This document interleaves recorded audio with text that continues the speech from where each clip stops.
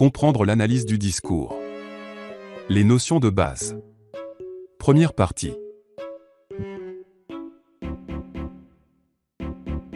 Dans la vidéo d'aujourd'hui, je vais vous présenter la linguistique du discours. La linguistique du discours, en tant que champ disciplinaire, est née de la critique de la linguistique structurale, dont les applications notamment, en didactique des langues, n'ont pas donné les résultats que les experts en attendaient. À partir du moment où les chercheurs se sont rendus compte que c'étaient les usages qu'il fallait étudier dorénavant, et non le système, tous les courants de recherche qui voyaient le jour se réclamaient de la linguistique du discours. Donc on commence.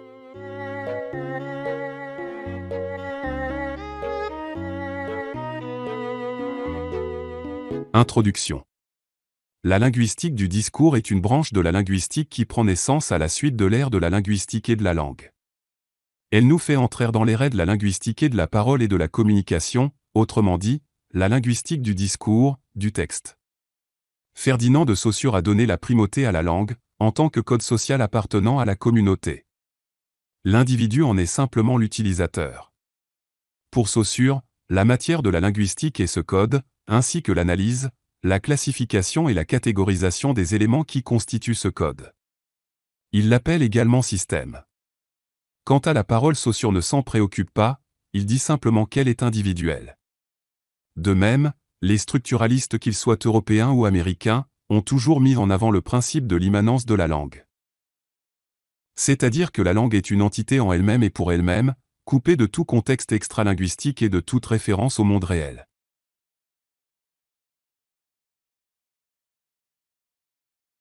De ces principes découle la méthodologie de la linguistique structurale, dont la problématique principale est de faire l'inventaire des formes linguistiques, par segmentation et opposition, puis de les classer en catégories morphologiques et morphosyntaxiques. Cette méthodologie se base sur l'analyse de la structure de la langue, à un lieu, L, et à un temps, T. C'est l'analyse synchronique. Le succès qu'a connu cette méthodologie a fait qu'elle a été étendue à un grand nombre de sciences. C'est ainsi que l'on voit apparaître le structuralisme en anthropologie, le structuralisme en philosophie, le structuralisme en psychologie, etc. En linguistique, cette méthodologie est aussi appliquée à l'enseignement des langues, au traitement informatique des langues, à la logopédie, à la traduction interlangue, etc.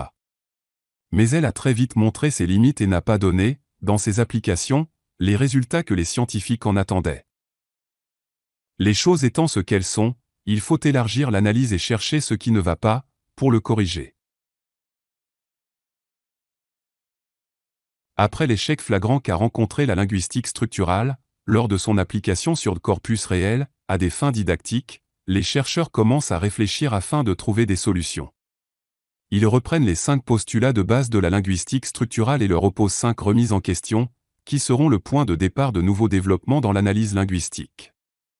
À ce point, la parole commence à être vraiment considérée comme objet d'analyse avec la linguistique du discours. Présupposés théoriques et critiques de certains principes de la linguistique structurale. 1. La notion de code ou de système. Ces deux concepts sont utilisés par Ferdinand de Saussure lui-même. La linguistique structurale envisage chaque langue comme un code ou un système, uniforme et homogène, commun à tous les locuteurs de la communauté de natifs d'une langue. La remise en question correspondante indique que le code défini par la linguistique structurale est une construction théorique. Dans la réalité, chaque langue est une mosaïque de dialectes et de parlers propres à chaque communauté. À l'intérieur d'une même langue, nous trouvons autant de parlers qu'il y a de communautés différentes, de régions différentes. Ce sont tous ces parlers que la linguistique se doit de décrire et de prendre en compte dans ses analyses. 2. La notion de phrase. Les limites de l'analyse structurale s'arrêtent à la phrase qu'elle considère comme l'unité supérieure. Malheureusement, la production du sens dans la communication ne s'arrête pas aux frontières de la phrase, et la dépasse largement à une unité supérieure, qui est le discours. Par conséquent, la remise en question serait que la phrase isolée n'existe pas dans le discours réel, et même quand l'énoncé se limite à une seule phrase, celui-ci est intégré dans un dialogue. De plus, les phrases ne sont pas simplement juxtaposées, mais lié et structuré dans une unité plus vaste qui est le discours, et selon les lois de la pensée. 3. La production du sens dans la communication. Pour la linguistique structurale, les mécanismes de production du sens sont simples. Ces limites coïncident avec celles de la phrase, ce qui signifie qu'il s'obtient par le sens des composantes lexicales de la phrase, auquel s'ajoute le sens véhiculé par la construction syntaxique, support de la phrase. Mais la réalité indique que les modalités d'émergence du sens sont infiniment plus complexes qu'elle le laisse supposer la linguistique structurale.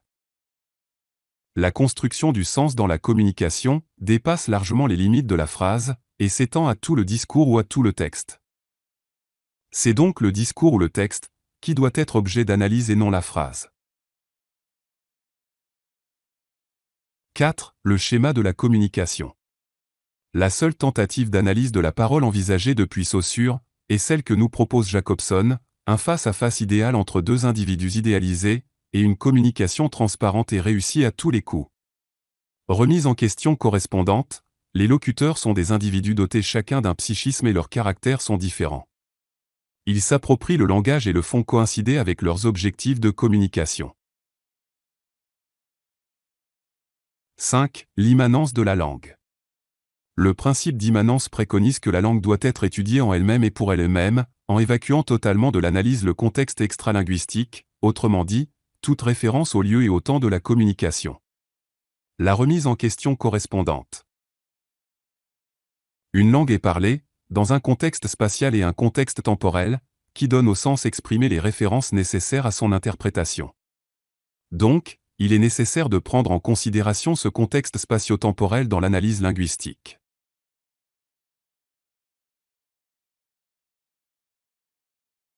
Benveniste et l'énonciation. Le père fondateur de la théorie de l'énonciation est Benveniste. Il pose les jalons de la théorie, mais sans la nommer, dans un article publié en 1955 et intitulé « La nature des pronoms », article repris dans son livre « Les problèmes de linguistique générale » 1966.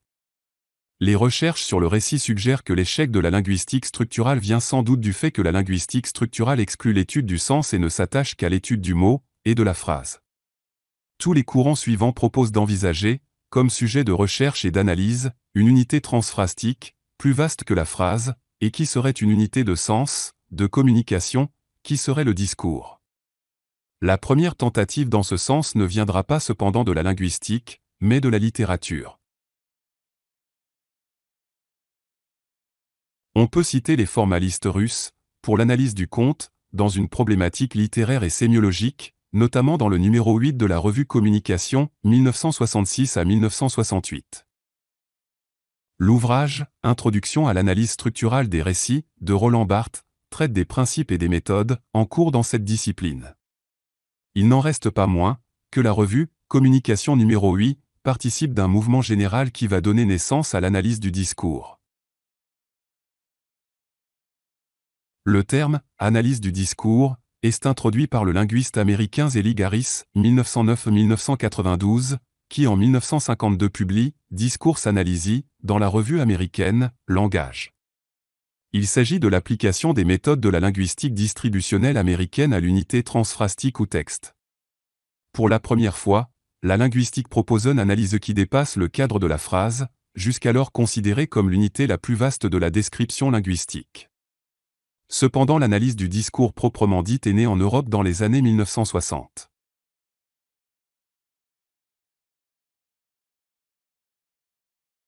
Constitution de l'analyse du discours en France. Parmi les auteurs les plus connus pour leur participation à la constitution de l'École française d'analyse de discours, on peut citer Jean Dubois. En 1968, Jean Dubois fait une communication au colloque de Saint-Cloud, où il propose une méthode d'analyse distributionnelle appliquée au discours politique qui, dépassant la lexicologie, s'ouvre sur une analyse des phrases de base du corpus analysé. En 1969, il co-dirige avec Sumpf le numéro 13 de la revue Langage, intitulé « L'analyse du discours ». Ce numéro qui paraît en mars 1969, va marquer les débuts de l'analyse de discours en Europe.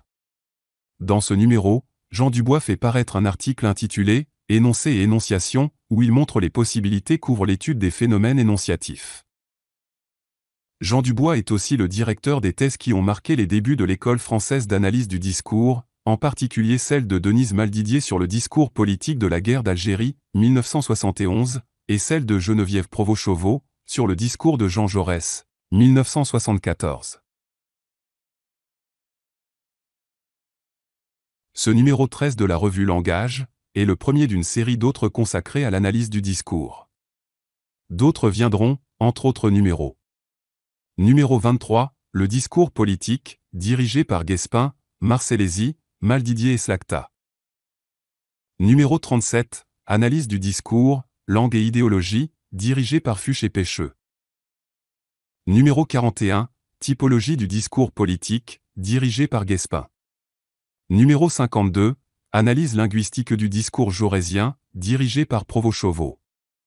Numéro 55, analyse du discours et linguistique générale, dirigé par Marandin. Numéro 62, analyse du discours politique, dirigé par Courtine. Numéro 71, le congrès de Metz du Parti socialiste, dirigé par Bonafou. Numéro 81, analyse de discours, nouveau parcours, dirigé par Maldidier. Autant de publications, dans une revue prestigieuse de linguistique, qui ont accompagné le cheminement et la jeunesse de l'école française d'analyse de discours.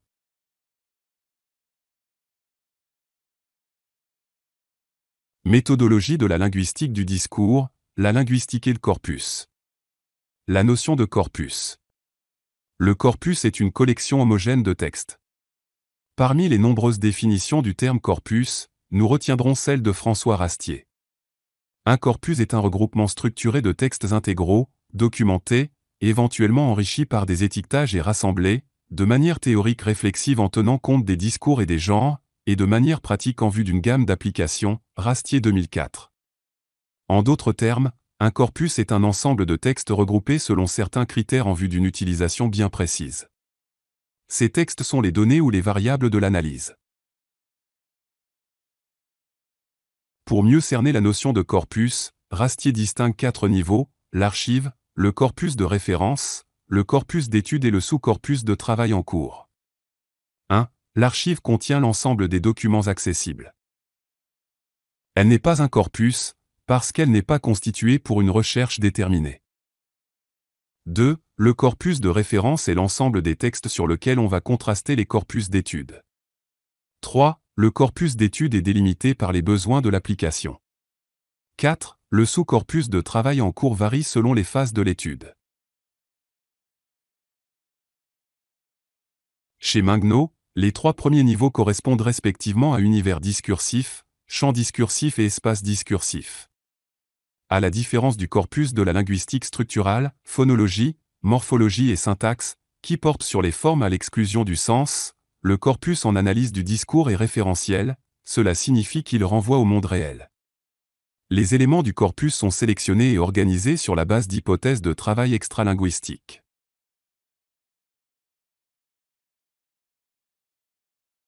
Les différents courants qui se réclament de la linguistique du discours, ou de l'analyse du discours. Les corpus et le traitement automatique du langage, Michel Pêcheux.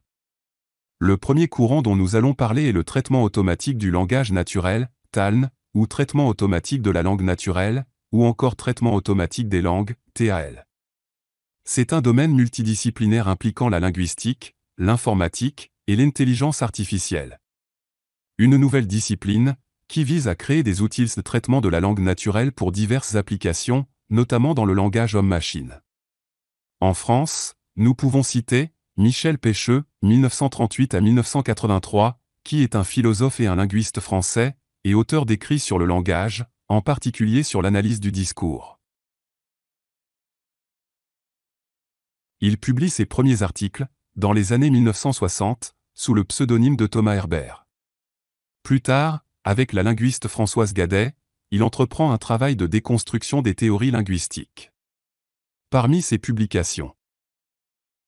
Analyse automatique du discours, Duno, Paris, 1969. Avec Michel Fichant, sur l'histoire des sciences, Maspero, Paris, en 1969. Avec Claudine Haroche et Paul Henry, la sémantique et la coupure saussurienne, Langue, Langage discours, numéro 24, 1971. Les vérités de la Palisse, Maspero, Paris, 1975. Avec Françoise Gadet, La langue introuvable, Maspero, 1981.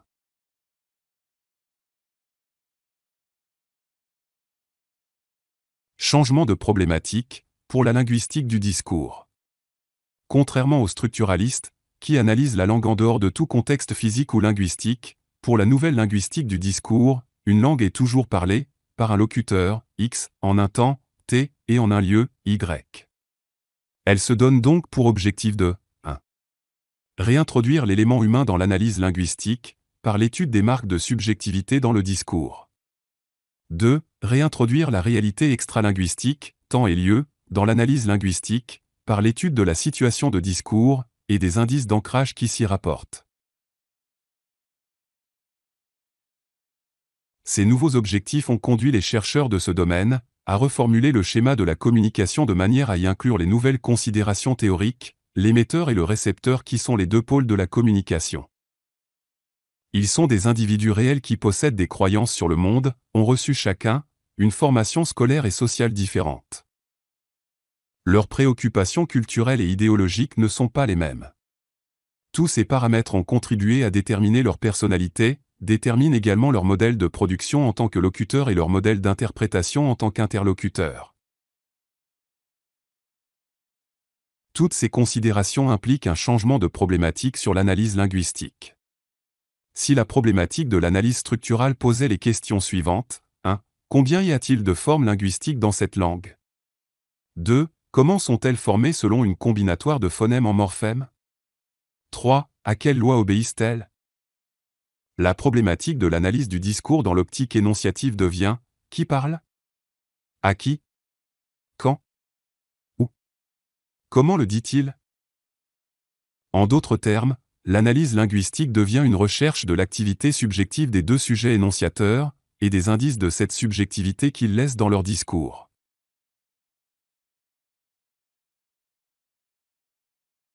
L'approche communicative. Comprendre un discours, saisir l'intention de communication qui s'y exprime, ce n'est pas seulement extraire ou reconstituer des informations pour les intégrer à ce que l'on connaît déjà. C'est plutôt identifier la fonction de cette information dans la situation de discours où elle est produite. Tout discours a des propriétés textuelles puisqu'il s'accomplit dans certaines conditions de communication. On s'aperçoit alors que tout discours dépend de circonstances de communication particulières, et que chacune de ces circonstances est le produit d'un certain nombre de composantes qu'il faut inventorier. Dès lors, il est possible d'établir une relation étroite entre ces composantes et les caractéristiques des discours qui en dépendent.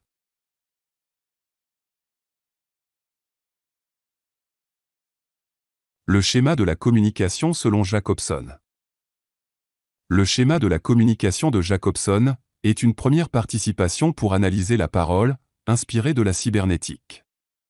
Cependant, ce schéma ne prend pas en considération les spécificités des pôles de la communication, ni les caractéristiques de la situation de communication.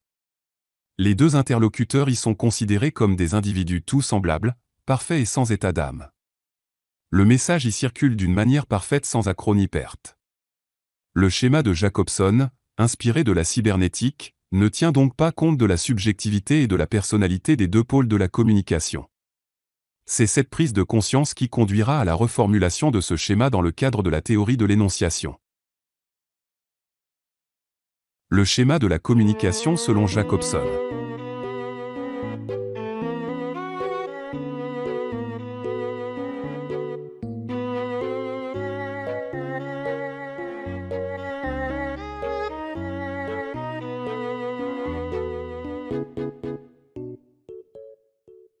Haïm est la compétence de communication.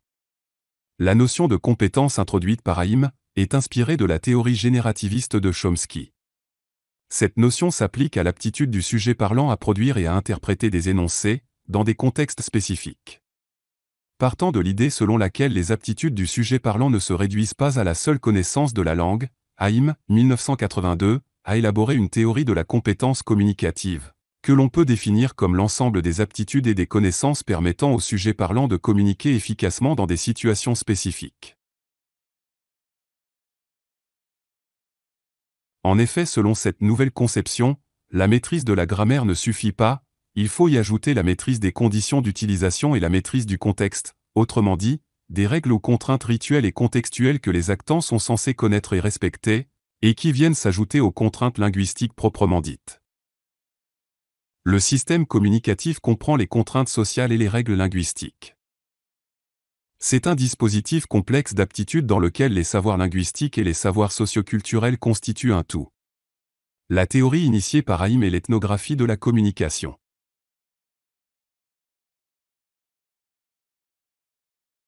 L'ethnographie de la communication s'intéresse plus particulièrement aux relations entre le langage et ses contextes sociaux d'utilisation. En plus de la notion de la compétence linguistique de Chomsky, Delhaim ajoute la compétence de communication, qui permet à un locuteur de produire des énoncés adaptés aux contextes sociaux.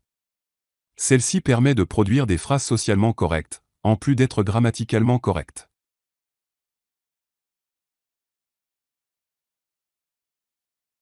L'analyse conversationnelle. L'analyse conversationnelle est l'étude des mécanismes et de l'organisation de la conversation dans le monde social. Il s'agit d'un champ de recherche multidisciplinaire qui étudie plusieurs phénomènes comme les sujets de conversation, la rétroaction, les échanges ponctuants du discours, les tours de parole, les échanges de réparation, les échanges d'ouverture, et les échanges de clôture, dans la conversation. Il existe deux approches de l'analyse conversationnelle. La première approche se confond avec une approche des interactions verbales, qui s'appuie sur une variété d'outils méthodologiques, comme la théorie des actes de langage, et la linguistique de l'énonciation. La seconde approche du terme, analyse conversationnelle, renvoie notamment aux travaux de Harvey Sacks. Ainsi, face à l'analyse conversationnelle, les termes « analyse des conversations »,« analyse de la conversation » renvoient au même objet, la conversation. L'analyse conversationnelle au sens étroit ne se limite pas à étudier des conversations, mais étudie un ensemble de variétés d'interactions. L'objet de l'analyse conversationnelle est de rendre compte de l'interaction dans son ensemble, comme un phénomène ordonné, en s'appuyant sur des enregistrements en situation naturelle. L'analyse conversationnelle est l'étude des différents processus qui régissent les interactions sociales. Le champ de l'analyse conversationnelle a émergé dans les années 60 avec les travaux pionniers de Emanuel Shogloff, Harvey Sacks et Gail Jefferson. Avant les années 60, les cadres théoriques de la communication conversationnelle s'orientent autour de la logique et du formalisme. Dans les années 60, Goffman propose une analyse sociologique basée sur les interactions directes du face-à-face. Selon lui, la conversation fait partie des rituels sociaux. Ses élèves de l'époque, Sacks et Shogloff, vont plus loin en y intégrant d'autres sciences comme l'anthropologie, la linguistique et la psychiatrie. Sacks collectait d'enregistrements téléphoniques qui lui serviront de matériel pour développer ce qu'on appelle aujourd'hui l'analyse conversationnelle. En 1974, Sacks, Shogloff et Jefferson élaborent les règles de conversation dans lesquelles le tour de parole est l'élément central. Les chercheurs connus dans cette discipline sont Goffman, Sacks, Shogloff, Elizabeth Stockow et Jefferson.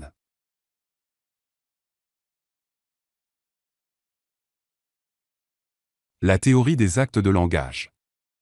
Un autre courant qui s'apparente au développement de la pragmatique, et qui verse dans la linguistique du discours, est la théorie des actes de langage, souvent appelée aussi philosophie du langage.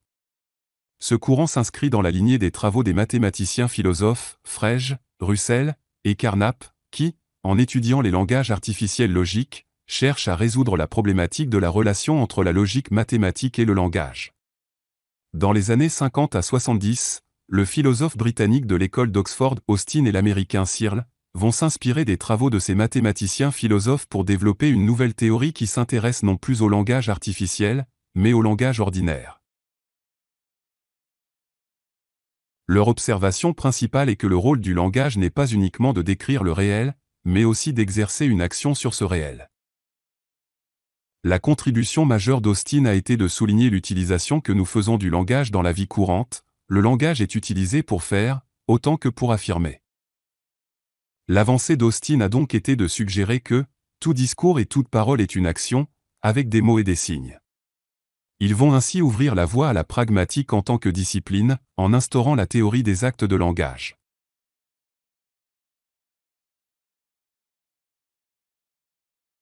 L'interactionnisme symbolique. L'interactionnisme symbolique est défini par George Herbert Mead comme l'étude des échanges individuels en tant que comportement symbolique qui résulte d'un processus social d'interaction. Ce courant né dans les années 90 est à l'origine de tout un ensemble de travaux microsociologiques qui traitent des mécanismes de l'interaction au cours desquels se construisent, se négocient et se modifient la réalité sociale. Il en découlait que des relations d'interaction de toutes sortes s'établissent entre les hommes qui vivent leur quotidien parmi leurs semblables. Les concepts d'interaction et de quotidien conduisent la réflexion de Goffman, 1974, vers une analyse des conversations quotidiennes qui, selon lui, obéissent au principe du respect de la face. Ce principe est régi par un ensemble de conventions et de règles auxquelles a recours chaque locuteur tout au long d'une interaction particulière au cours de laquelle il tente, à travers des comportements langagiers, de préserver sa face, son image sociale et aussi de protéger celle de ses partenaires. Goffman conclut que « la face est donc un objet sacré », et il s'ensuit que l'ordre expressif nécessaire à sa préservation est un ordre rituel.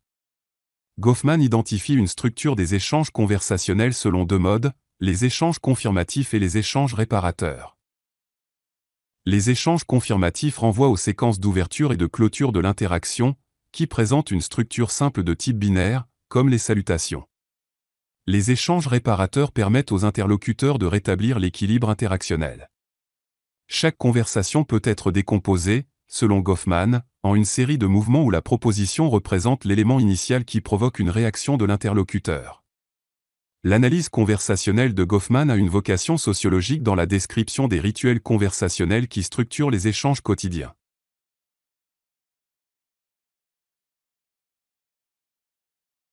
L'ethnométhodologie des conversations quotidiennes. L'ethnométhodologie est une approche sociologique qui étudie les méthodes que les individus utilisent pour comprendre et produire l'ordre social et toutes les interactions sociales qu'ils vivent. Créée par Harold Garfinkel au cours des années 1950, l'ethnométhodologie s'est développée dans les années 1966 aux États-Unis. Son arrivée en Europe francophone intervient au début des années 1970.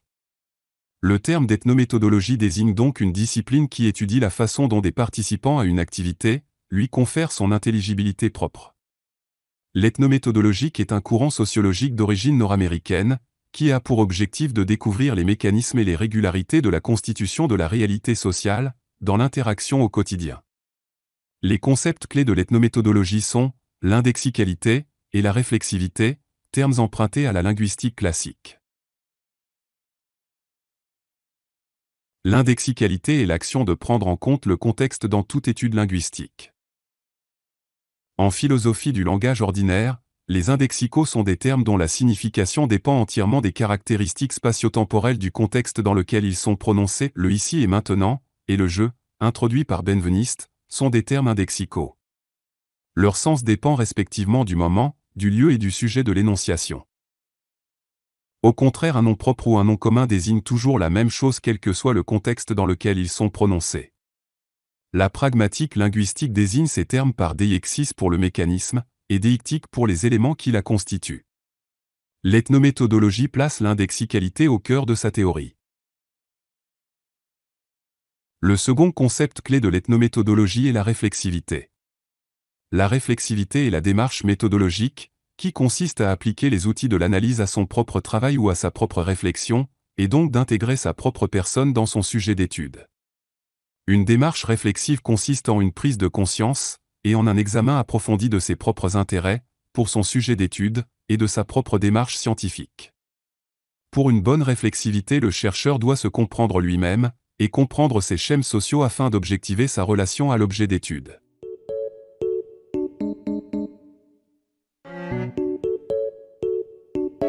Fin de la première partie.